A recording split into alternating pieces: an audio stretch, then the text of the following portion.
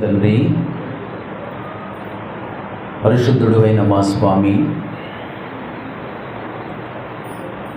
ఈ ఉదయకాల సమయములో చేరి వచ్చిన నీ పిల్లలమైన మమ్మల్ని అందరినీ కూడా మీ కృపాహస్తాలకు అప్పగించుకుంటున్నాం.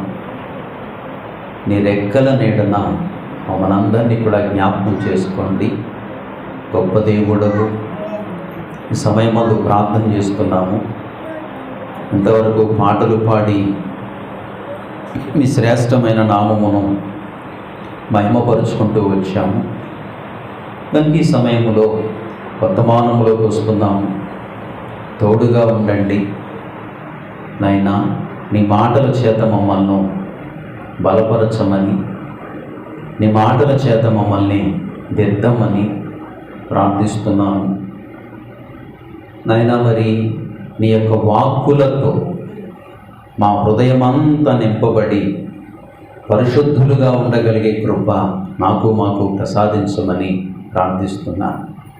నీ పాద సన్నిధి అననుకూలముగా ఉన్నప్పటికీ ఆయా దూర ప్రాంతాల నుండి, ఆయా నైనా మరి చాలా దూరం మల్కీపురం, అలాగునే ఇంకా చుట్టుపక్కల ప్రాంతాల నుంచి నీ బిడ్డలైన వారిని నడిపిస్తూ వచ్చినందుకు వందనములు, స్తోత్రములు చెల్లిస్తున్నాను. అలాగే ముఖ్యంగా ఎవరైతే అనారోగ్యాలు కలిగి ఉన్నారో, అనారోగ్యాలతో బాధపడుతున్న వారిని బట్టి కూడా మీ పాద సన్నిధిలో ప్రార్థన చేస్తున్నాం. వారిని ముట్టండి, స్వస్థపరచండి, క్షేమకరమైన ఆరోగ్యాన్ని వారందరికీ ప్రసాదించమని ప్రార్థన చేస్తున్నాను. దేవాన్ని పొందన ఈ ఉదయకాలం మా అందరితో మాట్లాడండి, నాతో మాట్లాడండి. చేరవచ్చిన మమ్మల్ని అందరినీ కూడా మీరు దర్శించమని కోరుతూ ప్రార్థిస్తూ మహిమ చెల్లిస్తూ యేసు ప్రభువు పేరిట అడిగి వేడుకుంటున్నాము తండ్రి, ఆమేన్. అందరూ పొందాలండి. దేవుని వాక్యాన్ని జ్ఞాపకం చేసుకుందాం. మన మూలవాక్యము దయచేసి అందరూ కూడా చూడండి. మత్తయి శుభవార్త 5వ అధ్యాయము 8వ వచనం. హృదయ శుద్ధి గల వారు ధన్యులనే మాట మనం చదువుకుంటున్నాం. చదవండి. మత్తయి శుభవార్త 5వ అధ్యాయము 8వ వచనం. హృదయ శుద్ధి గల వారు ధన్యులు, వారు దేవుణ్ణి చూచెదరు. చూసారా? ఏ శుద్ధి గలవారు ధన్యులు? హృదయ శుద్ధి గలవారు. ఎందుకు ప్రభు ఇంతగా రెట్టించి మాట్లాడుతున్నాడు కదా? ఎందుకు ఇంతగా రెట్టించి మాట్లాడుతున్నాడు? హృదయ శుద్ధి గలవారు ధన్యులు. ఎంత అభిషేకం పొందినప్పటికీ, ఎంత ఎత్తుకెదిగిపోయినప్పటికీ ఆ వ్యక్తిలో ఏం కనబడుతుందంటే హృదయంలో పరిశుద్ధత అనేది పొరబడుతుంది. దావీదు పరిశుద్ధుడా కాదా? దావీదు అభిషిక్తుడా కాదా?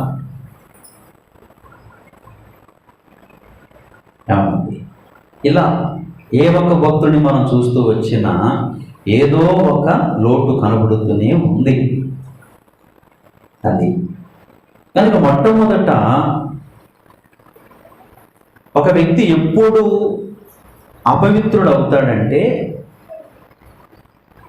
ఫస్ట్ ఆఫ్ ఆల్ మొట్టమొదట హృదయంలో కలుషితం కలుగుతుంది. దావీదు ఎలా తప్పిపోయాడు? అనుకోగానే వచ్చి పాపం చేసేసాడా? మిద్దె మీద ఉన్నాడు. మిద్దె మీద ఉన్న వ్యక్తిలోకి ముందు ఎక్కడ కోరిక లేక ఆశ పుట్టిందంటే హృదయంలో పుట్టింది, మనసులో పుట్టింది. ఆహా, చాలా అందంగా ఉంది, మరి సౌందర్యంగా ఉంది, అందంగా ఉంది, ఈమె నగర తెప్పించుకుంటే ఎంత బాగుంటుంది, రాణిగా చేసుకుంటే ఎంత బాగుంటుంది అని ముందు ఎక్కడ అనిపించిందంటే మనస్సు. దుష్టుడు ఫస్ట్ ఎక్కడ అటాక్ చేస్తాడు? మనస్సు లేక హృదయం. వాడు వాడుకునే స్థలం అది. వాడు అక్కడ వాడుకుంటాడు. అందుకనే మత్తయి సువార్తలో కూడా మనం వింటాం, ఏమండి, హృదయము నిండి ఉండు దాన్ని బట్టి నోరు. కనపడేది ఏది అంటే భౌతికమైనది ఏది? నోరు. లోపలేముంది అది. కనుక మనం చాలా కేర్ఫుల్గా ఉండాలి. అందుకే ప్రభువారు ఈ మాట నొక్కి నొక్కి చెప్తున్నాడు, హృదయ శుద్ధి గల వారు ధన్యులు, వారు దేవుని చూసేవారు. ఇంతకీ చాలా మాటలు మనం జ్ఞాపకం చేసుకుంటూ వస్తున్నాము. ఇంతకీ హృదయ శుద్ధి గల వారి యొక్క ప్రవర్తన ఎలా ఉంటుంది? పరమగీతముల గ్రంథము, దయచేసి గమనించాలి, పరమగీతముల గ్రంథము హృదయ శుద్ధి గలవారు, ఆ వారి యొక్క హృదయ శుద్ధి కలిగిన వారి యొక్క జీవితం ఎలా ఉంటుందో ఒక్కసారి జ్ఞాపకం చేసుకుందాం. పరమగీతములు 6వ అధ్యాయము 9వ వచనం. నా పావురము నా నిష్కళంకురాలు.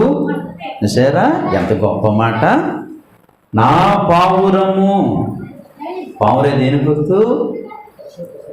పరిశుద్ధతకు గుర్తు, పరిశుద్ధతకు చిహ్నం. అందుకనే పావురాయిలో చేదు పట్టు ఉండదట, అవునా? తెలుసు కదా, పావురాయి తింటాంగా, కింద చేదు కట్టు ఉండదు. ఏమండి, పెద్దలు చెప్పిన మాట నేనైతే చూడలేదు. పావురాయిలో చేదు కట్టు ఉండదట.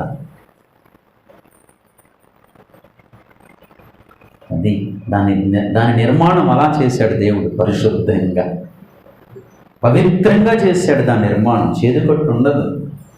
అందుకే పావురాయి అనగా పరిశుద్ధతకు గుర్తు. పావురాయిని పరిశుద్ధాత్మ దేవునికి ఆపాదించారు. యేసు ప్రభు వారు బాప్తిసం పొంది పైకి వచ్చినప్పుడు ఆయన మీద ఏం వాలిందంటే పావురాయి వాలింది. ఒక స్వరము, ఈయన నా ప్రియకుమారుడు, ఈయన యందు నేను ఆనందించుచున్నాను. పావురాయి పరిశుద్ధతకు గుర్తు. ఏమండి, ఏది పరిశుద్ధమో, ఏది ముఖ్యమో, ఏది ప్రాముఖ్యమో అవన్నీ బ్యాక్ అయిపోతాయి. చాలామంది పావురాయిలు పెంచరు, దాని సౌండ్ వినకూడదండి అంటారు. అలా మొహం. పావురాయి గాలి తగిలితే పక్షవాతములు రావు. అది అలాంటి మేత మేస్తుంది. అది మూలుగుతున్నప్పుడు అది వచ్చి వదిలే శ్వాస, అది మనం ఎక్కడుంటే మన గాల్లో కలుస్తూ మనం పీలుస్తూ ఉంటాం. పీలుస్తున్నప్పుడు ఏమవుతుందంటే అలాంటి వచ్చే అవకాశాలు అంటే క్లియర్ అవుతూ ఉంటాయి. పావురాయి పరిశుద్ధతకు గుర్తు. తన సంఘాన్ని గురించి ఏమంటున్నాడంటే, నా పావురము నా నిష్కళంకురాలు ఒకతే. గవర్నపేటను ఏమని పిలుస్తున్నాడు? గవర్నపేటను ఏమని పిలుస్తున్నాడు? నిజంగా ఈ పిలుపులో మనం ఉన్నామంటారా? నేను సంఘం ఒకసారి ఉన్నామంటారా? అసలు లైన్ సెట్ చేసుకుంటారు. ఎలా ఉందంటే ఇది చుక్కలు రాలిపోయినట్టు ఉంది. ఇది చుక్కలు రాలిపోయినట్టు ఉంది. అమ్మ, ఇక్కడ ఈ లైన్లో ముగ్గురు కవర్ చేసుకోండి. తల్లి కొంచెం అటు జరగంటారా? అటు జరిగి తల్లి, మీరు కూడా అటు జరగండి అమ్మ. ఇక్కడ ఇక్కడ అవకాశం ఇద్దాం. ఇంకొకరు వచ్చేయండి నన్ను ఇలాగ. ఇద్దరు ఫిల్ అవ్వండి. ఇక్కడ ఎలా ఉంది? చుక్కలు రాలిపోయినట్టు ఉంది. ఇక్కడ రావాలి. చక్కగా లైన్ కూడా కరెక్ట్ చేసుకోవాలి. అలాగే మా వాళ్ళు కూడా. అయ్యి మీరు కొంచెం ఎదర జరగండి. మీరు కొంచెం ఎదర జరిగితే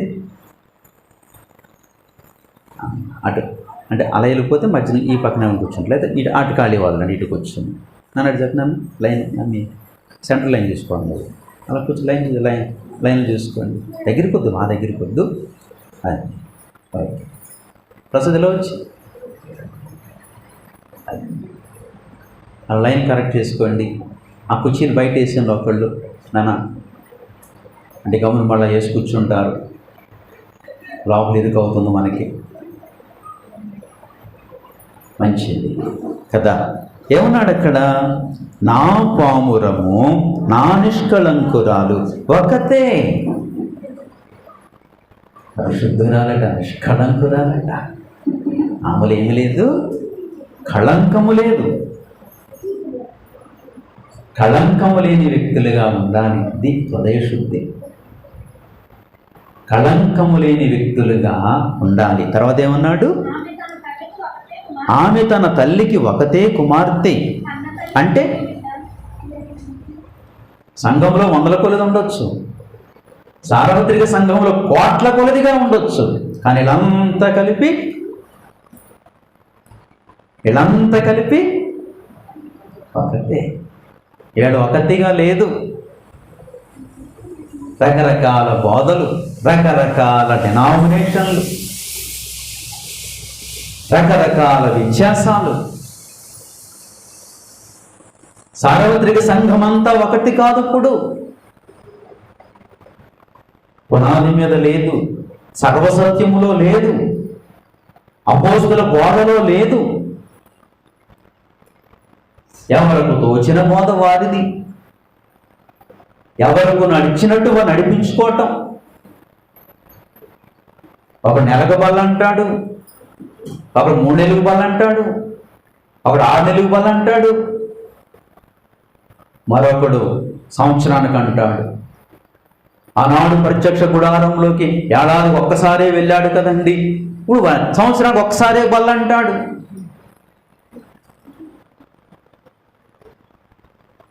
కానీ దేవుని ఆశ ఏంటంటే సార్వత్రిక సంఘమంతా ఎలా ఉండాలని ఆయన కోరికంటే అన్నాడు, నా పావురము నా నిష్కలంకరాలు ఒకతే, ఆమె తన తల్లికి ఒకతే కుమార్తె.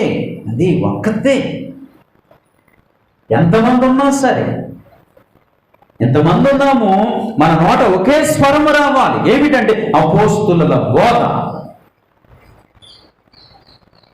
సంఘానికి 4 పునాదులు ఇచ్చాడు. 2:42 అపోస్తుల కార్యములు. వీరు అపోస్తుల బోధ యందును, సహవాసమందును, రొట్టె విరుచుట యందును, ప్రార్థించుట యందును ఎడతెగక. మన గౌరవపేట సంఘము యొక్క వాయిసే కాదు, సార్వత్రిక సంఘము యొక్క ఏకకంఠమై ఉండాలి. అందుకన్నాడు ఆమె ఒక్కతే. ఈనాడు ఈ ఒక్కతే నేను దాని లోపలికి వెళ్ళట్లేదు, కానీ ఈనాడు అలా ఉందా? రకరకాల పరిస్థితుల. ఒకడు ఉంచుడు బాప్తిసం కరెక్ట్, ఒకడు జెండా కింద బాప్తిసం కరెక్ట్, ఒకడు కొవ్వొత్తి కడ కరెక్ట్, ఒకడు చిలకరివు బాప్తిసం. ఎన్ని డినామినేషన్స్. ఆ దేవుని వాక్యం ఏం చెప్తుంది? ప్రభువైన యేసుక్రీస్తు వారు మనతో ఏం మాట్లాడుతున్నారు? ఏమీ లేదు. ఎవరికి తోచింది వారికి. కానీ కడవరి దినాల్లో దేవుడు ఊరుకో. మొత్తం అంతా ఏం కావాలంటే దిద్దుబాటు కావాలి, ఒక తాటి మీదకు తేవాలి. ఏమండి, చూసారా?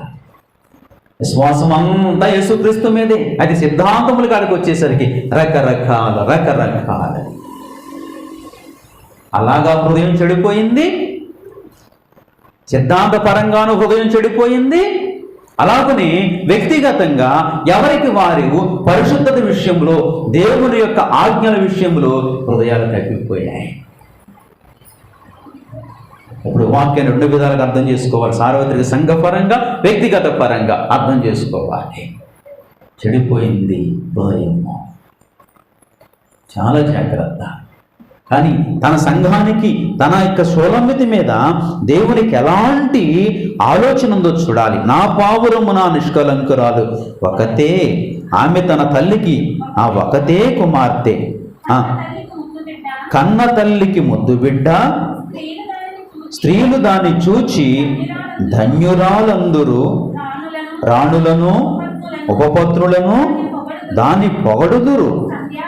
సంధ్యారాగము చూపట్టుచు చంద్రబింబమంత అందము గలదై, సూర్యుని అంత స్వత్యమును కళలను గలదై, వ్యూహిత సైన్య సమభీకర రూపిణియగు ఈమె ఎవరు? సంఘానికి ఎంత పెట్టేసాడండి షోలమితికి. ఎంత స్వత్యమట, సూర్యుని అంత సూర్యుల్లో ఏమైనా కళంకం ఉంటుందా?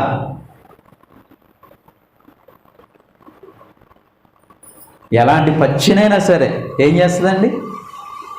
ఎండగొట్టి పడేస్తుంది అంతే. తడిసిపోయిన నేల 1-2 రోజులు ఏమైపోతుంది? తడిసిపోయిన బట్టలు 1 గంటలు ఏమైపోతాయి?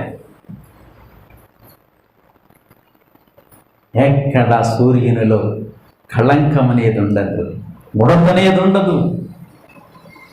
సూర్యుడు ఎవరికంటే నీతి సూర్యుడైన మన దేవునికి, ఆయనలో ఏమాత్రము అపవిత్రత లేదా. అందుకని అక్కడ అన్నాడు, ఏమన్నాడు? సూర్యుని అంత స్వత్యమును కళలను గలదై. అక్కడ అన్నాడు కదా. తర్వాత చంద్రబింబం అంత అందము గలదై. చంద్రబింబం అంటే ఇది సూర్యుడంటే దేవుడైన యెహోవా. దేవుడైన యెహోవా సూర్యుడును ఏడములై ఉన్నాడు. 84వ కీర్తన. చంద్రుడు అనగా అర్థం ఏమిటంటే సంఘము. అది చంద్రుడు అంటే ఎవరు? సంఘము. ఎందుకు చంద్రుడితో పోల్చాడు? సూర్యుడే స్వయం ప్రకాశకుడు, చంద్రుడు స్వయం ప్రకాశకుడు కాదు. చంద్రుడు మరి ఎలా ప్రకాశిస్తాడు? సూర్యుని యొక్క తేజస్సును తీసుకుని అది రాత్రి కాలంలో ప్రతిఫలిస్తుంది. అది ఎలా అంటే సూర్యుడు ఎలా ఉన్నాడు అర్థం వేస్తాం కదా. అర్థం వేస్తే రిఫ్లెక్ట్ ఏమవుతుంది? ఆ కాంతి తీసుకొని రిఫ్లెక్ట్ చేసింది. పగలు కాచే ఎండను అది అబ్జర్వ్ చేస్తుంది చంద్రుడు. అది తీసుకుని రాత్రి వేళ ఏం చేసిందంటే ప్రకాశిస్తుంది, వెన్నెల కాస్తుంది. అది అలాగని ఎవరి జ్ఞానం అందుకోవాలంటే, ఎవరి యొక్క జ్ఞానం అందుకోవాలంటే నీతి సూర్యుడి యొక్క జ్ఞానము, ఆ నీతి సూర్యుని యొక్క కిరణాలు మనం అందుకుని చీకటి గల భూమిలో లేక యేసుప్రభు వారు వెళ్ళిపోయారు కనుక ఇదంతా ఆధ్యాత్మిక రాత్రి. ఈ రాత్రిలో ఒక వ్యక్తి ఏం చేయాలంటే ప్రకాశించాలి. ఎలా ప్రకాశించాలి?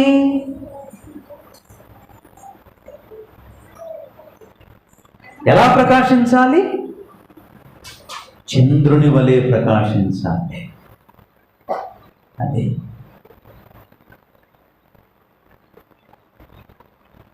చంద్రుని కాంతి ఏమన్నా వేడిగా ఉంటుందా? మంచి పండు వెన్నెల్లో ఎలా ఉంటుంది? అసలు లోపలికి వెళ్ళబుద్ధి అవుతుంది. వెన్నెల, ఆ వెన్నెల ఎలా ఉంటుందంటే చెమట పట్టదు, వేడెక్కదు, హాయిగా ఉంటుంది. ఈనాడు సంఘం ఎలా ఉండాలో తెలుసునా?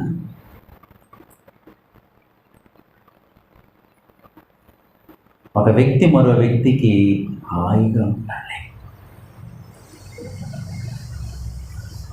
మన కాంతి లేక మన ప్రకాశ్యత ఎలా ఉండాలి? అలా ఉందా? మన మాటలు ఎలా ఉంటాయి? కోసి కారం పెట్టినట్టు ఉంటుంది. ఎలా ఉంటాయి? కారం పెట్టినట్టు ఉంటాయి. నాకు ముందే తెలుసు నీకు రాదని. అది కాదండి, కొంచెం నాకు తెలుసు నువ్వు ఎలా, నాకు తెలియదండి. మహాశైలం మనకేదో బాగా వండడం వచ్చినట్లు వాళ్ళని మనం ఏం చేస్తాం? నువ్వు వండు నా మొగుడా అంటే అప్పుడు అర్థం. నువ్వు వండు నా మొగుడా అంటే అప్పుడు అర్థమవుతుంది.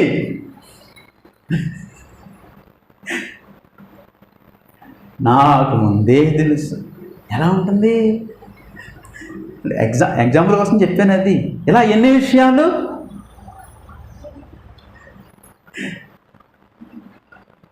మన ప్రకాశ్యత బాగోలేదు. అది దేవుడు అనుకున్నట్లుగా లేదది.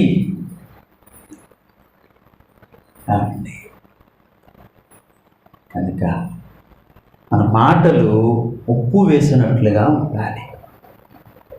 మన ప్రకాశత, మన వెలుగు, మన జ్ఞానము ఎలా ఉండాలంటే, అసలు చంద్రుని కాంతి మీద పడుతుంది, చంద్రుని కిందే ఉంటాం, కానీ ఏమాత్రం కూడా అది ఎలాంటి హాని చెయ్యదు.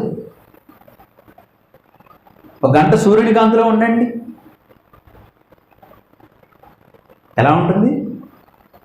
వాడిపోతాం, దావతేస్తుంది, చెమటలు కారిపోతాయి, ఎప్పుడు లోపలికి వెళ్ళిపోవాలా, ఎక్కడ నీడ దొరుకుద్దా అనిపిస్తుంది. కానీ అదే చంద్రుని కాంతి చూడండి, ఆడి బల్ది ఆడాలనిపిస్తుంది కదా. ఆడపిల్ల ఆడుకునే ఒక టైం ఉంది, పెద్దలు కాదు కానీ ఆ కాలమానంలో ఏముంటుందంటే వెన్నెల. ఆ వెన్నెల్లో ఆడపిల్లలు చక్కగా ఆడుకుంటారు. వెన్నెల చంద్రబింబం అంత అందము గలది. సంఘం చాలా అందం గలది పిల్లరా. సంఘము చాలా సౌందర్యంగా ఉండాలి. ఏమండి, మన ప్రకాశత అలా లేదు. ఎప్పుడు ఎలా ఉంటుందంటే పొడిసినట్టు కోసినట్టు ఉంటుంది. మన మాటలు సమాధానపరిచేటట్లుగా ఉండవు. చూడండి, రంపాలతో కోసేటట్లుంటాయి. అదే దానికి ఎలా ప్రకాశిస్తున్నావో ఈ ఉదయకాలం ఈ లేఖన భాగంలోంచి ఆలోచించాలి. ఓ కుటుంబ జీవితంలో ఎలా ప్రకాశిస్తున్నావు, ఓ సంఘములో ఎలా ప్రకాశిస్తున్నావు, నీ చేతి పనులో నువ్వు ఎలా ప్రకాశిస్తున్నావు, నీ ఉద్యోగ ధర్మంలో నువ్వు ఎలా ప్రకాశిస్తున్నావు.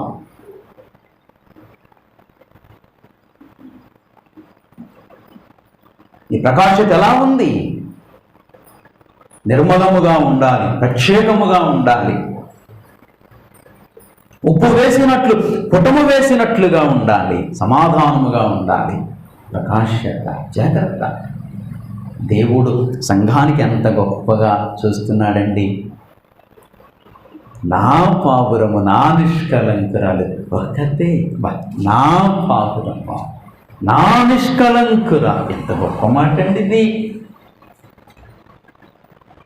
ఏమండి, చంద్రబింబం అంత అందము గలదై, సూర్యుని అంత స్వచ్ఛమును కళలలో గలదై, వ్యూహిత సైన్య సమభీకర రూపిణియగు ఈమె ఎవరు? అది ఈమె ఎవరంటే 7వ అధ్యాయం 1వ వచనం చూడాలి. ఈమె ఎవరు? రాజకుమార పుత్రిక, నీ పాదరక్షలతో.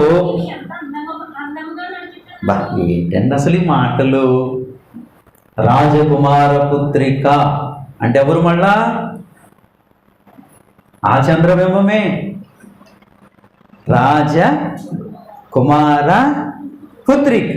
రాజు ఎవరు, కుమారుడు ఎవరు, పుత్రిక ఎవరు? ఆ పదాలు అర్థమైనయా? రాజనగా తండ్రి అయిన దేవుడు, సకల యుగములలో రాజు. ఆయన కుమారుడు ఎవరు? ప్రభువైన యేసుక్రీస్తు వారు. ఆ కుమారుని పుత్రికేది? సంఘము. రాజకుమార పుత్రిక, నీ పాదరక్షలతో నీవెంత అందముగా నడుచుచున్నావు. ఇది హృదయ శుద్ధి, అది లోపల పొరలు. పాదరక్షలతో ఎంత అందముగా. ఈ వారం అంతా ఎలా నడిచాం?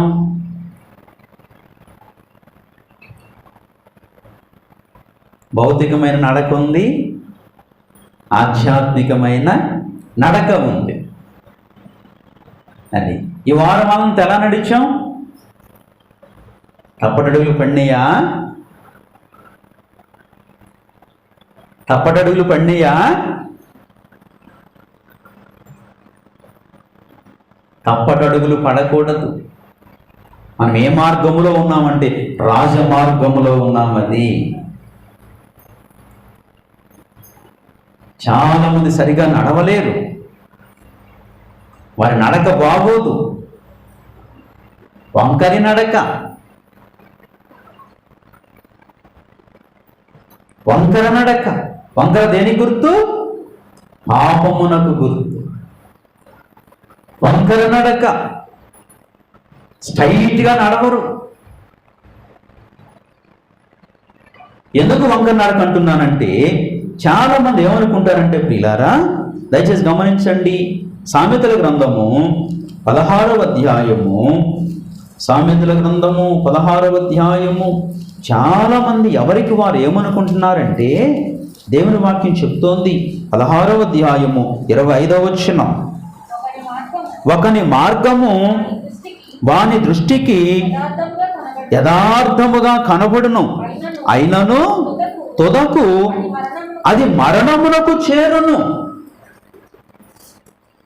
నీ యథార్థత కాదు బాబు, నా యథార్థత కాదు బాబు. ఏ మార్గములోకి రావాలి? ఈ రాజమార్గములోకి రావాలి. నువ్వు వేసే ప్రతి అడుగు, నువ్వు మాట్లాడే ప్రతి మాట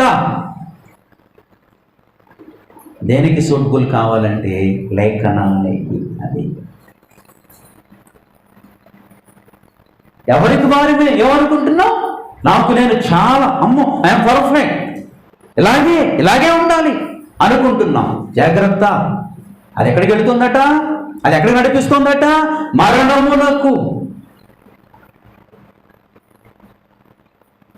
గ్రహింపు లేకపోతే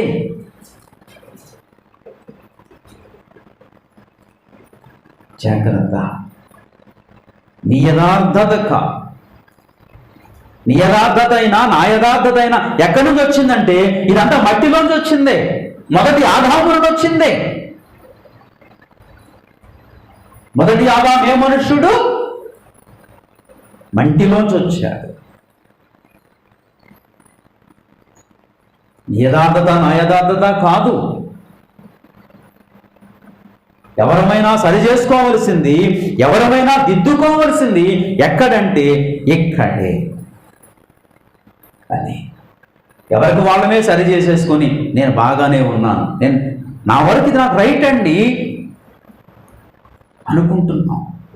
జాగ్రత్త. ఎందుకు ఇలా అనుకుంటున్నావో తెలుస్తున్నా? ఇలా అనుకోవడం గల కారణం ఏంటో తెలుస్తున్నా? ఇలా అనుకోవడానికి గల కారణం ఏమిటంటే, నా నడక నాది, నా యొక్క ప్రవర్తన నాది, నేను చాలా రైట్ వేలో ఉన్నాను, నేను చాలా కరెక్ట్గా ఉన్నాను అని అనుకుంటున్నావు. చూడు, ఎందుకంటే ఎందుకు ఇలా అనుకుంటున్నావంటే 50వ కీర్తన 17వ వచనం, దిద్దుబాటు నీకు అసహ్యము కదా. దిద్దుబాటు నీకు. దేవుడు దిద్దుతున్నప్పుడు చాలా మంది సరి చేసుకోరు. దేవుని మాకు సూటిగా వెళ్ళిపోద్దండి, గుండెలు పత్ర చేసుకుని వెళ్ళిపోతుంది.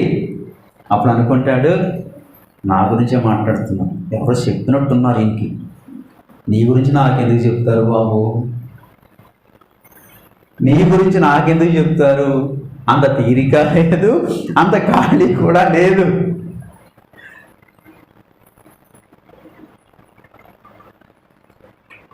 నా గురించే మాట్లాడే, నా గురించే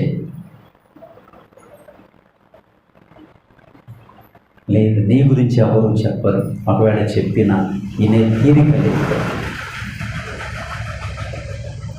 దేవుని వాక్యం దూసుకుని వెళుతుంది. దిద్దుబాటు నీకు అసహ్యము కదా. బా, అంత గొప్ప మాట కదా. నిజంగా ఏ అనుభవంలో ఉన్నాము? దిద్దుబాటు అసహ్యకరమైన అనుభవంలో ఉన్నామా, లేక దిద్దుబాటు సాత్వికంతో దావీదు భక్తుని వలె అంగీకరించగలమా?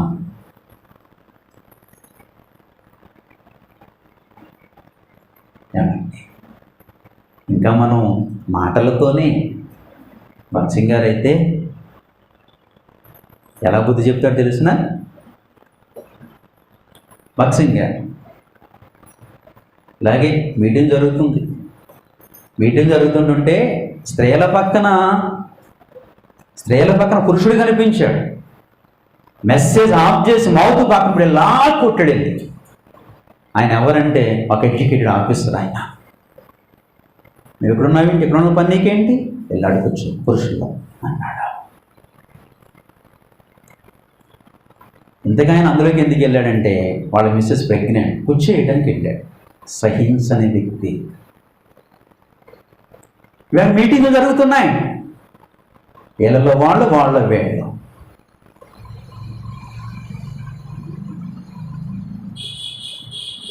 అసలు అలా కొట్టిమంటే ఎవరైనా ఉంటారంటారా? మాట్లాడితేనే మందిరానికి రావట్లేదు కదా, మాట్లాడాలని కూడా మాట్లాడం. దిద్దుబాటు నీకు అసహ్యము కదా, అసహించుకోవద్దు. దేవుని మాట దీవించేది, మన బ్రతుకును మార్చేది, మన జీవితాన్ని దిద్దేది, నూతన జీవములోకి నడిపించేది, మరణము లేని ప్రాంతములోకి లేక మరణము లేని స్థలములోకి నడిపించేవి ఈ మాటలు. హృదయపూర్వకంగా హత్తుకోవాలి. నాలో ఈ తప్పు ఉంది కదా, నాలో ఈ అవిధేయత ఉంది కనుక, నాలో ఈ తప్పు ఉంది కనుక, నాలో ఈ నిర్లక్ష్యం ఉంది కనుక నా ప్రభువు నన్ను ప్రేమించి మాట్లాడారు. తన దాసునికి ఏం తెలుసు? ఈ వారమంతా నేను జీవించింది తన దాసునికి ఏమీ తెలుసు?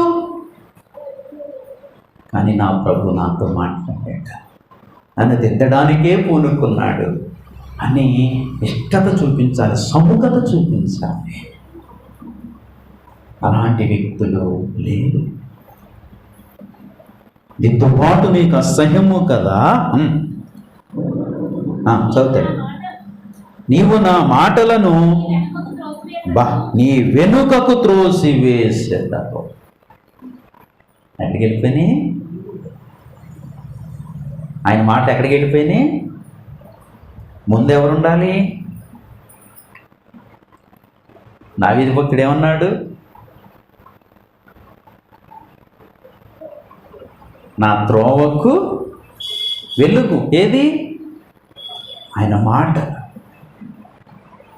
కానీ మాటకు ఎక్కడికి వెళ్ళిపోయినాయి? ముందు వెనకున్నవాడు కనబడతాడా, ముందున్నవాడు కనబడతాడా? చెప్పాలి. వెనకున్నవాడా, ముందున్నవాడా? అంటే దేవుని మాట ఎక్కడికి వెళ్ళిపోయింది? మన జీవితంలో దేవుని విలువ లేదది. ఎక్కడున్నాయండి? ఎక్కడో కనబడకుండా, ఎక్కడో కనబడకుండా, ఎక్కడ? వెనకాల పెట్టిన ఏం కనబడుతుంది? అలాగే ఆయన త్రోవలు, ఆయన మాటలు, ఆయన మార్గము, ఆయన ఉపదేశము, ఆయన సత్యము ఎక్కడికి వెళ్ళిపోయిందంటే వెనకకు వెళ్ళిపోయింది. కనపడేది ఎవరంటే ముందు మనమే. ప్రయోజనం ఏముంది? ముందు కనిపించేది ఎవరు? ముందు కనిపించేది ఎవరు? యోహాను సువార్త. వెనకకు వెళ్ళిపోయింది ఎవరు, లేక ముందున్నది ఎవరు? ఒకసారి చూడాలి. యోహాను సువార్త ముందుకు కనబడుతున్నది ఎవరో తెలుసునా? చాలా బిల్డప్గా కనబడుతూ ఉంటారు. చూడండి యోహాను సువార్త. ఈ మాటలు మనం జ్ఞాపకం చేసుకుంటే 6వ అధ్యాయము, యోహాను సువార్త 6వ అధ్యాయము 63వ వచనం. ఆత్మయే జీవింపచేయుచున్నది, శరీరము కేవలము నిష్ప్రయోజనము. ఇప్పుడు ముందున్నది ఎవరు? అర్థమైందా? ఇప్పుడు ముందున్నది ఎవరు? మాట రావట్లేదు. ముందున్నది ఎవరు? శరీరం కాదు. దాని భావం అర్థం కాలేదు మీకు. ముందున్నది ఎవరు చెప్పండి? శరీరము కేవలము. ముందున్న వాళ్ళు ఎవరు ఇప్పుడు చెప్పండి? కేవలము నిష్ప్రయోజనం. అది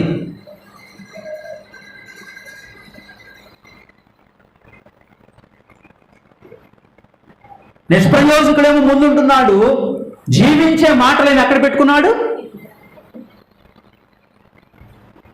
అందుకే నీలో నాలో వర్ధిల్లుపు లేకపోవడం కారణాలు. నిష్ప్రయోజనమా నీవేం చేయగలుగుతావయ్యా, నేనేం చేయగలుగుతాను? కేవలము నిష్ప్రయోజనం. నీ ఆలోచన నిష్ప్రయోజనం, నా ఆలోచన నిష్ప్రయోజనం. అందుకే పరిశుద్ధత కోల్పోతున్నాం, అందుకే నిష్కళంకత్వాన్ని కోల్పోతున్నాం. కేవలము నిష్ప్రయోజనం. ఎంత గొప్ప మాట అండి అది. సరేనా? జీవింపచేసే మాటలేని ఎక్కడికి వెళ్ళిపోయింది? జీవింపచేసే లేఖనం ఎక్కడికి వెళ్ళిపోయింది? భూమి ఆకాశములు గతించిన నా మాటలు ఎంత మాత్రమును గతించవు అన్న మాట ఎక్కడికి వెళ్ళిపోయినాయి అంటే వెనుకకు వెళ్ళిపోయినాయి. ఈనాడు కేవలము నిష్ప్రయోజకులు మాత్రమే ఎక్కడుంటున్నారంటే ముందుంటున్నారండి. నిష్ప్రయోజకుడు ముందుంటే ప్రయోజనము లేదు. అందుకే దావీదు భక్తుడు అన్నాడు, నీ మాటలు నా త్రోవకు వెలుగు. అంటే త్రోవలో ముందు నడిచేది ఎవరంటే ఆయన మాటలు. ఆయన త్రోవలు చేసుకెళ్తుంది, ఒక మార్గం వేసుకుంటూ వెళుతుంది. అది అందుకే ఏం కోల్పోతున్నామంటే హృదయంలో పరిశుద్ధత కోల్పోతున్నాం.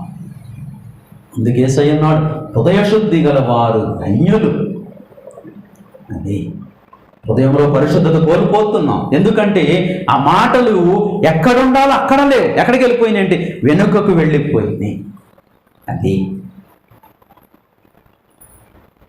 జాగ్రత్త. ముందున్నవాడు ఎన్నుకున్నవానికి ఏం చూపిస్తాడు? ముందున్నవాడు ఎన్నుకున్నవానికి ఏం చూపించాలి? ఇప్పుడు వాక్యానికి మనం దారి చూపుతున్నాం, వాక్యం మనకు దారి చూపుతుందా? వాక్యం మనల్ని నడిపిస్తుందా, మనం వాక్యాన్ని నడిపిస్తున్నామా? అంతే. మన వాక్యం నడిపించట్లేదు. వాక్యాన్ని మనం ఎలా అంటే సౌకర్యంగా. కనుక అలాంటి స్థితి మనకు కాదు. కానీ దేవుని వాక్యం చెప్తుంది. 11 అయిపోయిందా? ఇలాగా రండి, కీర్తనల గ్రంథము దయతో ముగిస్తాను. చూడండి ఏమండి, అక్కడ అన్నాడు కదా 7లో, నీ పాదరక్షలతో ఎంత అందముగా నడుచుచున్నావు. ఇది ఎలా ఉంది? అందంగా ఉందని నడక. పౌర ఎలా నడుస్తుందండి? పౌరే నడక గమనించారా? ఎలా నడుస్తుంది పౌరే? ఇలా ఇలా ఇలా ఇలా ఇలా ఇలా నడుస్తుంది. నడుస్తుంటే అందంగా ఉంటుంది. కాకి ఎలా నడుస్తుంది? కాకి నడవదు, గెంతుంది. ఎల్లెల్లెల్లె ఎలా వెళ్తుంది? ఎల్లెల్లెల్లె ఎగురుతుంది. పావురేలు కిందకి మేత దిగినప్పుడు చూడండి, ఇలా రాజు టీవీగా నడుస్తుంది. ఇలా ఇలా ఇలా అలా నడవాలి, వంకరండకలు కాదు. చాలామంది ప్రభువు నమ్ముకున్నారు కానీ వేలో లేరు.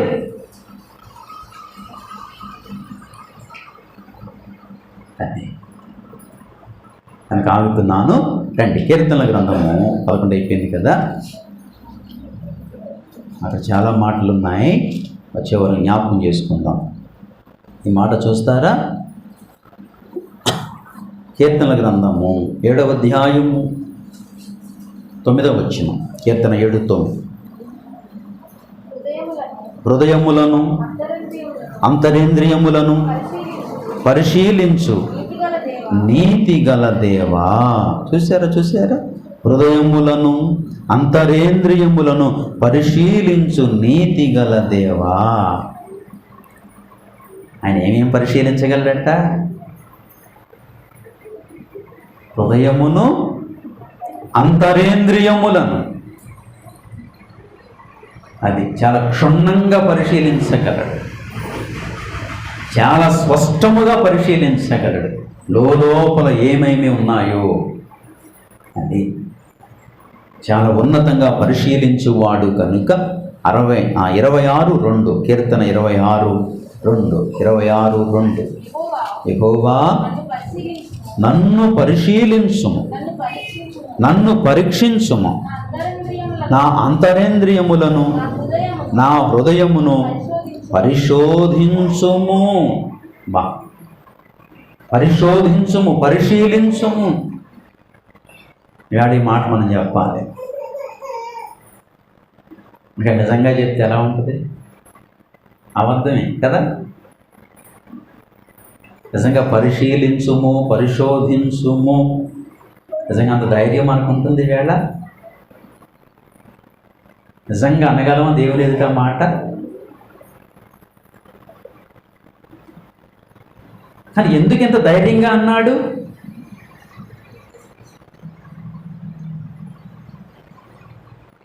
బా, అంటే యెహోవా నన్ను పరిశీలించుము అంటే ఎందుకు ఇలా అన్నాడు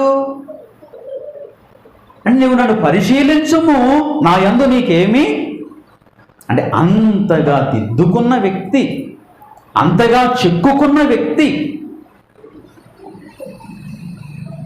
అని తన అడుగులను, తన నడకను, తన ప్రవర్తనను దిద్దుకున్న వ్యక్తి. అందుకనే దేవునికి అవకాశం ఇస్తున్నాడు. ఈవేళ మనం ఇవ్వలేం. చూడండి, ఈవేళ మనం ఇవ్వలేం. నా అంతరంగమును చూడు ప్రభువా, నా అంతరేంద్రియాలను చూడు ప్రభువా, నా హృదయమును చూడు ప్రభు. ఈనాడు మనం అనలేం. ఎందుకంటే మన నడక సరైనది కాదు కనుక.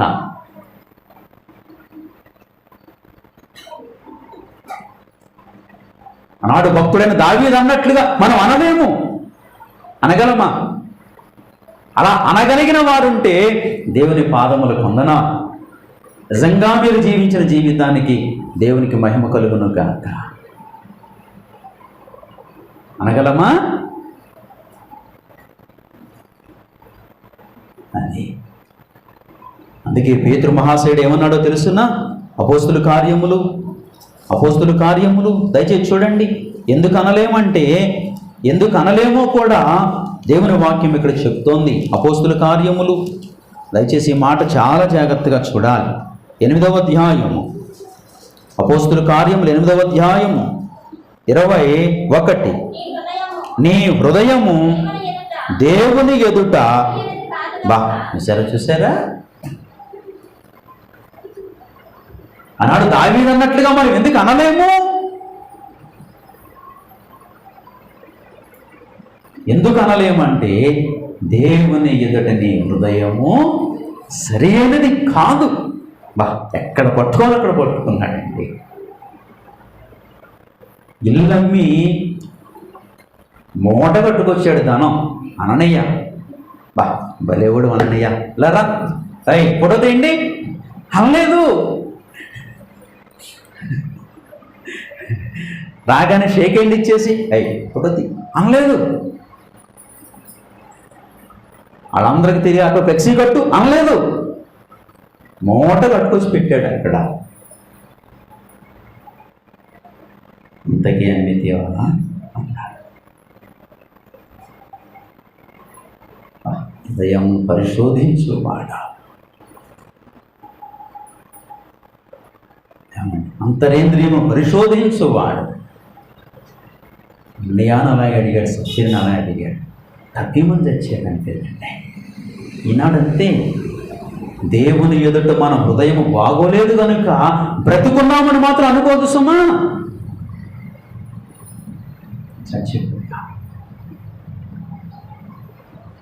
చచ్చిపోయాం. మరణపు వాసన, మృతమైన వాసన, మరణపు వాసన. జాగ్రత్త. పేతురు ఎలాంటి మాట ఎత్తి పట్టుకున్నాడండి? నీ హృదయము సరి అయినది కాదు. ఎవరి ఎదుటంటే దేవుని ఎదుట.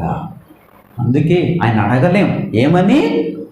నన్ను పరిశీలించుమని అడగలేం, నన్ను పరిశోధించుమని అడగలేం, నా హృదయమును చూడు ప్రభువా అని అడగలేం. కానీ దావీదు ఎంత గొప్ప మాట అన్నాడండి. దావీదు భక్తుడు ఎంత గొప్ప మాట అన్నాడండి. ఎంత గొప్ప మాట అన్నాడు. యెహోవా నన్ను పరిశీలించుము, నన్ను పరీక్షించుము, నా అంతరేంద్రియములను, నా హృదయమును పరిశోధించుము. వా, అది పరిశోధించుము, పరిశోధించుము. దేవునికి ఒక అవకాశం ఇచ్చే వ్యక్తిగా ఉన్నాడ. ఈవేళ మనల్ని మనం దాచుకుంటాం. ఎలా దాచుకుంటాం తెలుసునా? ఎలా దాచుకుంటాం తెలుసునా? ఆదాము ఎక్కడికి వెళ్ళిపోయాడు? చెట్టు చాటుకి వెళ్ళిపోయాడు. చెట్టు చాటుకి వెళ్ళిపోయాడు. ఆదాము ఎక్కడున్నావు? ఈవేళ మనం ఎక్కడున్నాం? ఎన్నో చాటులు, ఎన్నో అడ్డులు.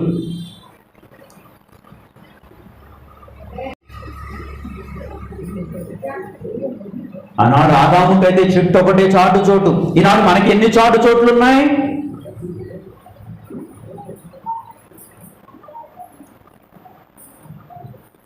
అసలు ఎంత ధైర్యం అంటే, ఎంత సాహసం అంటే, దేవుని వాక్యాన్ని కూడా మనం అడ్డం పెట్టేసుకుంటాం. తప్పు జరిగిందనుకోండి, ఏమంటాడంటే దావీదు అంత కూడా తప్పు చేశాడు కదండి. అది రాసింది దావీదు తప్పు చేసి నువ్వు తప్పు చేయాలని కాదు. అంత ఎదిగిన వాడు, అంత అభిషిక్తుడే తప్పు చేస్తే, అపవాదికి దొరికితే ఏమాత్రము ప్రార్థనా శక్తి లేదు, ఉపవాస శక్తి లేదు, ఆత్మీయత లేదు. నేనెంత ఆవశ్యకంగా పడిపోతాను, నేను చాలా జాగ్రత్తగా ఉండాలి అనడానికి నిన్ను ఒక ముంగుర్తుగా పెట్టాడు కానీ సమర్థించుకోవడానికి కాదు. చాలామంది దేవుని వాక్యం వెనక దాక్కుంటారండి. అవసరమును బట్టి మాట్లాడమన్నాడు కదండి అని అబద్ధాలు ఆడతారండి. ఎంత దుస్సాహసమో తెలుసునా? పైగా దేన్ని అడ్డు పెట్టుకొని జాగ్రత్త, మేలు కాదు, క్షేమము కాదు. నువ్వు నడుస్తున్నది నీకు రైట్ వేగా ఉందేమో, జాగ్రత్త, దొదకది మరణానికి వెళుతుంది. ఆనాడు మన పితరుడు ఆదాము చెట్టు ఒకటే అడ్డు, కానీ నాడు మనకు చాలా అడ్లు ఉన్నాయి, చాలా కాస్తున్నాయి, చాలా ఎక్కడ వెనక్కి వెళ్ళిపోతున్నాం. జాగ్రత్త, పరిశీలించుకుందాం, చాలా జాగ్రత్తగా పరిశీలించుకుందాం. అంత మాత్రమే కాదు, ఇర్మియా గ్రంథము ఈ ఒక్క మాట చూడండి. ఇర్మియా గ్రంథము 11వ అధ్యాయము, ఇర్మియా గ్రంథము 11వ అధ్యాయము 20వ వచనం, 11:20. నీతిని బట్టి తీర్పు తీర్చుచు, జ్ఞానేంద్రియములను హృదయములను శోధించువాడు సైన్యములకు అధిపతియగు యెహోవాయే. యెహోవా నా వ్యాజ్య భారమును నీ మీదనే వేయుచున్నాను, వారికి నీవు చేయు ప్రతిదండనను నన్ను చూడనిమ్ము. ఎంత కాన్ఫిడెంట్ కనబడుతుందండి లేఖనములో, ఎంత కాన్ఫిడెంట్ కనబడుతుందండి లేఖనములో. ఏమనో తెలుసునా? ఆ వచనం అర్థమైందా? అంటున్నాడు, నీతిని బట్టి తీర్పు తీర్చుచు, జ్ఞానేంద్రియములను హృదయమును పరిశోధించువాడు సైన్యములకు అధిపతి యెహోవాయే. అంటే దేవుడు పరిశీలిస్తున్నాడు, దేవుడు పరిశోధిస్తున్నాడు. అది దేవుని దృష్టికి ఏ విషయములోనూ ఇతడు అపవిత్రుడైతే కాలేదు. కానీ ఇతని వ్యాజ్య భారమంతా, వ్యాజ్యం అంటే గొడవ, ఒక తర్కం, ఒక ఇబ్బంది, ఒక సమస్య ఎవరికి అప్పగించి ఇతడు హృదయంలో శుద్ధుడైపోయాడంటే దేవునికి అప్పగించి ఇతడు ఏమైపోయాడు? దేవునికి అప్పగించాడు. అందుకే అన్నాడు, నా వ్యాజ్య భారమును నీ మీదనే వేయుచున్నాను. ఎవరి మీద వేయాలి? మనం ఎప్పుడేస్తాం? మన చేతులు దాటాక మన వల్ల అవ్వదన్న తర్వాత అప్పుడు, నాయనా నువ్వే దిక్కు, నాయనా నువ్వే నాకా. ఎప్పుడు? అప్పుడు ఉపవాసం. ఎప్పుడు ఉపవాసం? ఎప్పుడండి ఉపవాసం? ఎప్పుడండి కన్నీటి ప్రార్థన? ఎప్పుడండి కుటుంబ ప్రార్థన? ఎప్పుడండి సహవాస ప్రార్థన?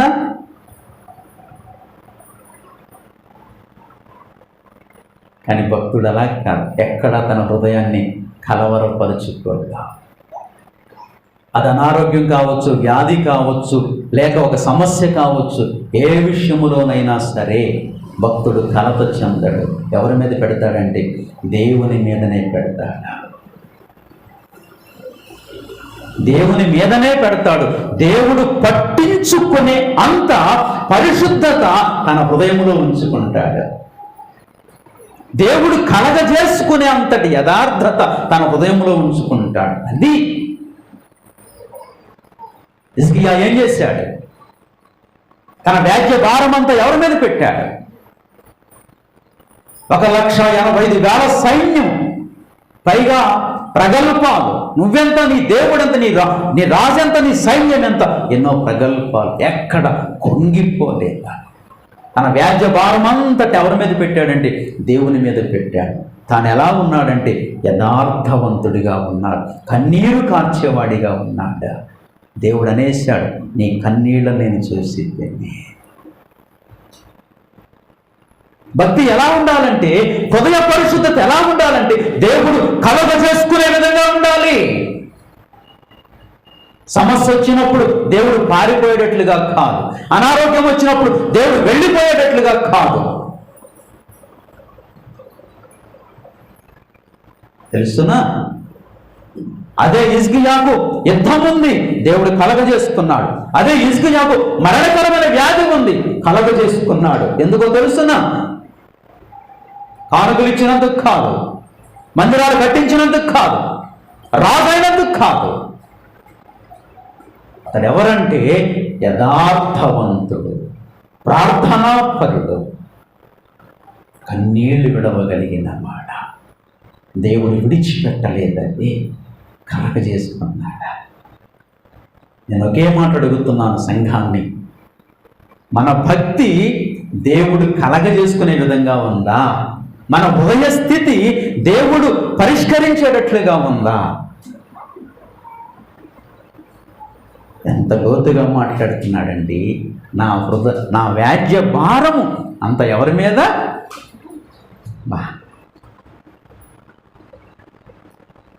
భక్తుడు ప్రార్థన చేశాడట, అయినా నాకు పరమేశ్వరుని అయినా చాలా మండిపోయి ఉన్నాను, చాలా హింసించేస్తున్నాడు తండ్రి, కొడతానికి ఒక అవకాశం ఇవ్వమన్నాడంట. దేవుడు మాట్లాడాడంట, నువ్వు కొడతావా, నన్ను కొట్టమంటావా అన్నాడంట. నువ్వు కొడితే లేచి వచ్చి కొడతాడు, నేను కొడితే మళ్ళా తిరిగి లేవలేదు. నువ్వు కొడతావా, నేను కొట్టనా అన్నాడంట. లేదు, కాళ్ళ మీద పడిపోయినా తట్టుకోలేక మాట అన్నాను, కానీ నీకే అప్పగిస్తున్నాను. వ్యాజ్యభారం అంతటిని ఎవరి మీద పెట్టాలో తెలుస్తున్నా? ఇది హృదయ శుద్ధి అంటే. దేవుని చూడటం అంటే చచ్చిపోయి అక్కడ పరలోకం వెళ్ళాక చూడటం కాదు. మన జీవన యాత్రలో, జీవిత యాత్రలో వేసే ప్రతి అడుగులో ఎవరిని చూడాలంటే ఆయన చూడాలి. అంటే హృదయ శుద్ధి గల వారు ధన్యులు. 4వ వారం ప్రభు మాట్లాడుతున్నాడు. ఎలాంటి పరిస్థితులకైనా చెక్కు చెదరని, కలవరం పడని ఇలాంటి ఆత్మీయ అంతస్తుని మనం సంపాదించుకోవాలి. నా వ్యాజ్య భారము నీ మీదనే వేయుచున్నాను, వారికి నీవు చేయు ప్రతి దండనను నన్ను చూడనిమ్ము. సరేనా? తప్పనిసరిగా దేవుడి మీద ఆధారపడినప్పుడు అవతల వ్యక్తులు మనం చూస్తూ ఉంటాం. తెలుసా? ఎందరో వ్యాపారం వెళ్తుంటుంటే సేవకులు నయ్యగారిని దారిగాసి కొట్టాలనుకున్నారు. మన ఊరు వచ్చేస్తున్నాడు, అందరినీ మార్చేస్తున్నాడు అని దారిగాసి కొట్టాలనుకున్నారు. అంతే, తెలిసిన సేవకులకి దేవుని మీద వేశారు, ప్రభువా చేస్తున్నది నీ పరిచర్య, నీ సేవకునిగా నాకు తోడుగా ఉందని ప్రార్థన చేశారా? అంతే. భయంకరమైన అనారోగ్యం వచ్చింది ఆ వ్యక్తికి. కళ్ళ ముందు మళ్ళీ ఈయన వీళ్ళు ప్రార్థన చేయవలసి వచ్చింది. ఇప్పుడు సేవకులకి ఆయన ఎలా ఉంటాడో తెలిసిన, సోవరం భోజనం పెడతాడు. కాచి కొట్టాలనుకున్నాడు, వాళ్ళు వ్యాపారం అడుగు పెట్టకుండా చేయాలనుకున్నాడు. కళ్ళ ముందు ఎన్నో. ఒక విషయం చెప్పాను, చాలా విషయాలు.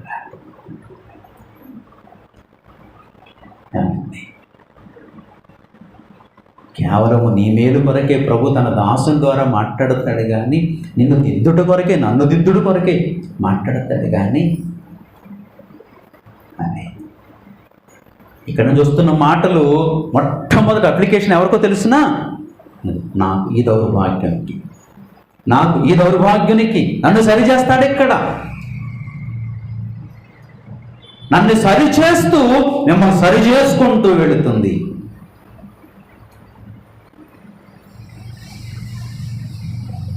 హృదయశుద్ధి గల వారు ధన్యులు.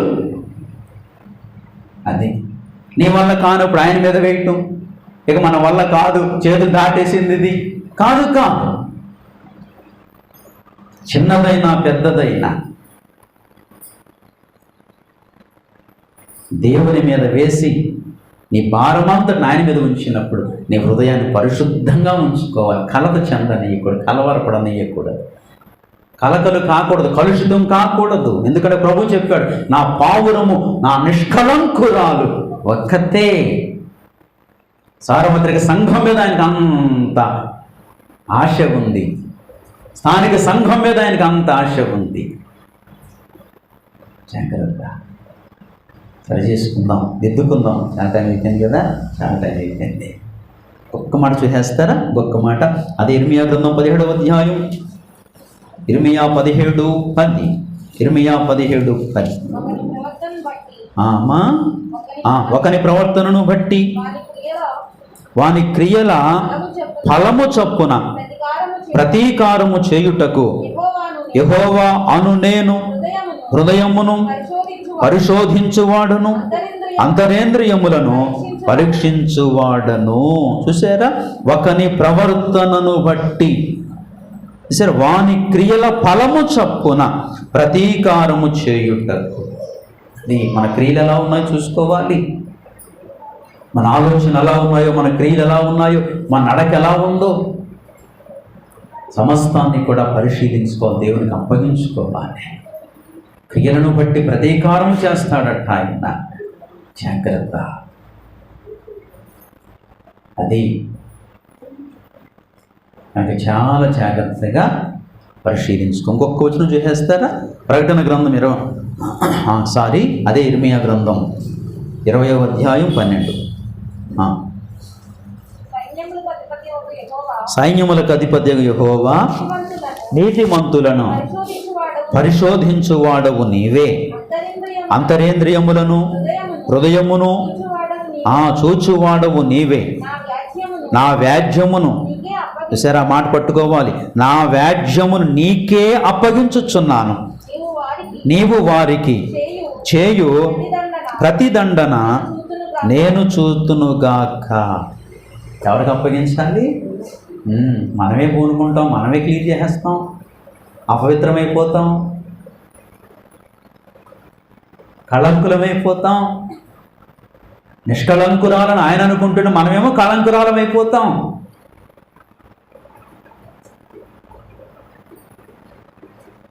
దేవునికి అప్పగించాలి. ఇది నిజమైన భక్తి, హృదయశుద్ధి. ఎప్పుడైతే ఆయనకి అప్పగిస్తామో, ఆయన చేతులకు అప్పగిస్తామో, మనకు మట్టి ఏమి అంటనేవాడండి. మన చేతులకు మట్టి అంటనేవాడు. అతను నీకెందుకు అలా ఉండరా అబ్బాయి అంట. అలాగున నీకెందుకు అలా ఉండు, నేను చూసుకుంటానంటాడు. కాలు కలపనివ్వడు, చేతికి మట్టి అంటనివ్వడు. ఇసుక వీళ్ళు ఎక్కడికి వచ్చినాడంటే ప్రార్థనా గదిలోకి వచ్చి ఉన్నాడ. ప్రాకారంలోనేమో సైన్యం ఉంది, దోత ఎక్కడి నుంచి దిగి వచ్చిందంటే పరలోకం దిగి వచ్చింది. అస్సలు అది నిశ్శబ్ద యుద్ధం అన్నమాట. అది ఒక గుర్రపు సౌండ్ లేదు, గాడిదల సౌండ్ లేదు, ఈటెల సౌండ్ లేదు, కత్తిల సౌండ్ లేదు, బాగా నాదాలు లేవు. దోత వచ్చింది, 1,80,000 మంది నేల అంటించేసింది. తెల్లారు లేచాడు, ప్రార్థన చేశాడు, అలా పడుకున్నాడు, లేచాడు, తెల్లారిలా చూస్తున్నాడు, అందరూ పడిపోయినారు. స్థలం కదలనక్కర్లా, నీ అడుగు కదలనక్కర్లేదు. అది ఎలాంటి పరిస్థితి అయినా నా దేవునికి అప్పగించు. హృదయాన్ని మాత్రం కలవరపరుచుకోవద్దు, హృదయాన్ని మాత్రం కళంకపరుచుకోవద్దు. ఎందుకంటే దేవునిని చూచే భాగ్యాన్ని కోల్పోతాం, ఆ గొప్ప ఉన్నత శాశ్వత కాల భాగ్యాన్ని కోల్పోతాం. హృదయశుద్ధి గలవారు ధన్యులు. ఇంకొక చిన్న మాట జ్ఞాపకం చేసి ముగించేస్తాను. ప్రకటన గ్రంథం 2:23. ప్రకటన 2:23 చివరిగా చూడండి. ప్రకటన 2:23. దాని పిల్లలను నిశ్చయముగా చంపెదను, అందువలన అంతరేంద్రియములను హృదయములను పరీక్షించువాడను నేనే అని సంఘములన్నయు తెలుసుకొనును. మరియు మీలో ప్రతి వానికి వాని క్రియల చొప్పున. బా, ఈ మాట ఎవరి గురించి? యెజబెలు గురించి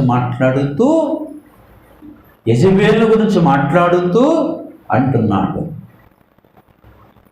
యెజబెలు అనే ప్రవర్తన ఉండనిచ్చావు నీవు, జాగ్రత్త అని మాట్లాడుతూ అంటున్నాడు. ఈ ఉదయకాలం మన క్రియలు ఎలా ఉన్నాయో దేవుని మాకు ఎంత ధీటిగా మాట్లాడుతుందో చూడండి. దాని పిల్లలను నిశ్చయముగా చంపేదను. ఇది నిశ్చయము. అది జాగ్రత్త. ఎన్ని పిల్లల్ని కంటామో కదా మనం. పిల్లల్ని కంటామంటే అసూయ అనే పిల్ల, కక్ష అనే పిల్ల, క్రోధం, ద్వేషం, ఇవన్నీ దేంతో సమానం అనుకున్నారు?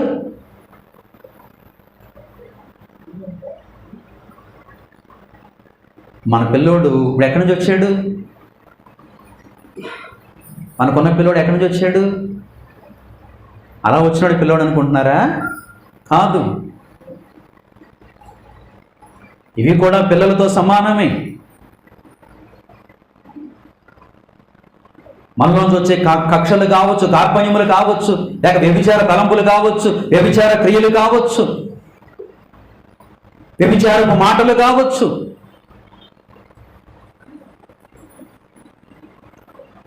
మాట్లాడుతూ అంటున్నాడు, నేను దాని పిల్లలను నిశ్చయముగా. అదే జాగ్రత్త అని అంటాడు. అందువలన అంతరేంద్రియములను హృదయములను పరీక్షించువాడను నేనే అని సంఘములన్నీయు. ఏ సంఘములన్నీయు? ముందు పేర్కొన్నాడు. అక్కడ 7 సంఘములు పేర్కొన్నాడు. అక్కడ సంఘాలన్నీ తెలుసుకోవాలి. స్వర్ణ, బెర్గము, ఇంకా తుయతైర, సార్దీస్, చాలా సంఘాలు ఉన్నాయి. 7 సంఘాలు. 7 అనే మాటకు అర్థం ఏమిటంటే పరిపూర్ణత. సంఘం ఏం తెలుసుకోవాలంటే పరిపూర్ణంగా తెలుసుకోవాలి. దేవుడు ఏం చేయవాడని? క్రియలకు ప్రతిఫలం ఇచ్చేవాడని. ఎక్కడ హృదయాన్ని ఏం చేసుకోకూడదంటే అపవిత్రపరుచుకోకూడదు, కళంకపరుచుకోకూడదు. అది ఇప్పుడు చెప్పండి, హృదయాన్ని కాపాడుకోవటం కష్టమా తేలిక?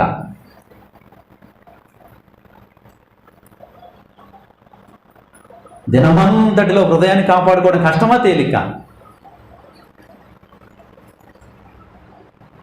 అందుకే సుప్రభు వారు చెప్పారు కొండ మీద ప్రసంగంలో, హృదయ శుద్ధి గల వారు ధన్యులు.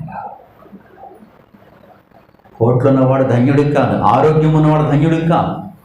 అనారోగ్యం రేపు చచ్చిపో పర్వాలేదు, కానీ హృదయ శుద్ధి కలిగి ఉండాలి.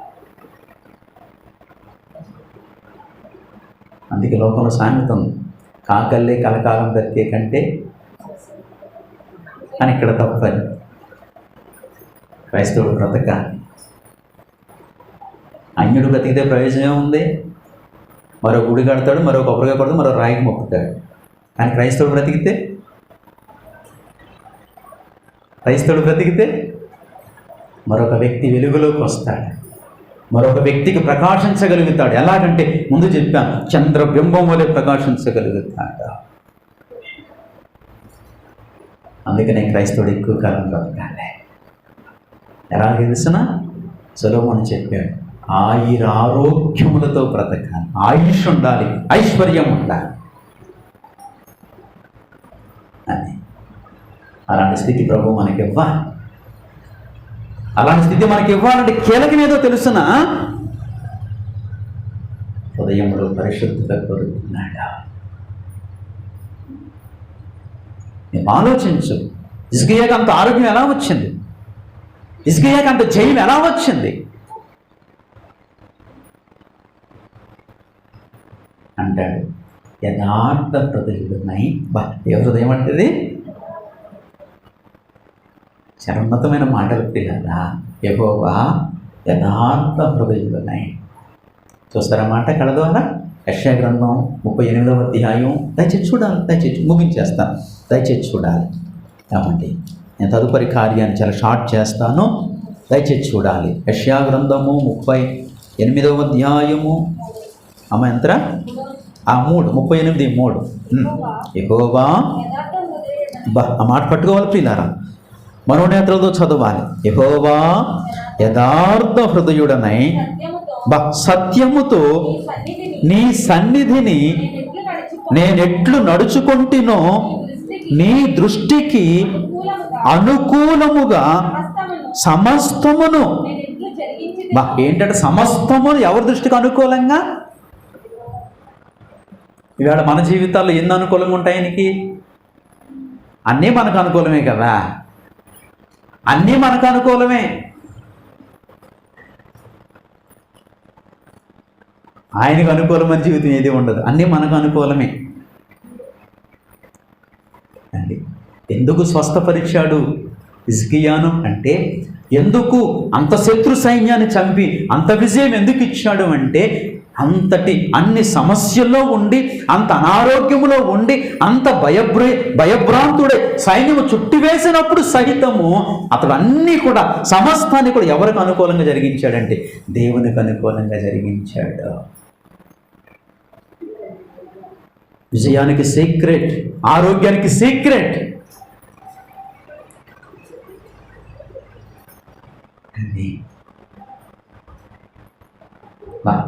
అలా ఎక్కడ చూస్తున్నాయి మాట హిజ్కియాకి? యెహోవా ఏ హృదయుడనై అది.